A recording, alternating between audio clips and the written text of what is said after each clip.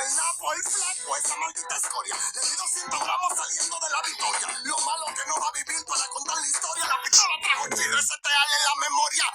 El flaco estaba en la victoria con un pana mío y me dieron la luz y ayer paraba todo el tiempo huelillo.